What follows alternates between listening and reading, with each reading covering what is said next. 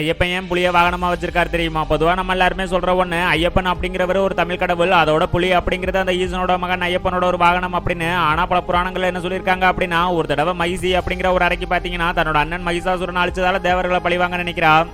அதுக்காக பிரம்மா கிட்ட தவிர்த்து தனக்கு சிவனுக்கும் திருமாலுக்கும் பிறக்கிற குழந்தையால மட்டும்தான் அழிவு ஏற்படணும் அப்படிங்கிற ஒரு வார்த்தையும் வாங்குறா. அதுக்கப்புறம் தன்னை அழிக்க யாருமே இல்லை அப்படிங்கிற ஆணவத்தோட 3 லோகத்தையும் கஷ்டப்படுத்தும் போது மோகினி அவதாரம் எடுத்த விஷ்ணுவுக்கும் சிவனுக்கும் ஒரு குழந்தை பிறக்குது. அந்த ஒரு குழந்தை தான் ஐயப்பன்.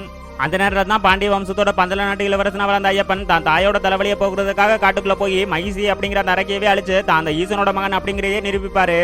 அப்ப இதெல்லாம் பார்த்துக்கிட்டு இருந்த தேவர்கிட்ட தன்னோட தாயோட தலைவலிக்கு புலிப்பால் கொண்டு போகணும் அப்படின்னு சொல்லுவாரு. இதை கேட்ட இந்திர தேவர், நான் புலியா மாதிரி உங்களோட அரண்மனைக்கு வரேன், என் மேல ஏறிக்கங்க, அப்பதான் நீங்க கொண்டு வந்தது புலிப்பால் தானே, யாருக்குமே சந்தேகமே வராது அப்படின்னு சொல்லி புலியா மறு உருவெடுப்பாரு.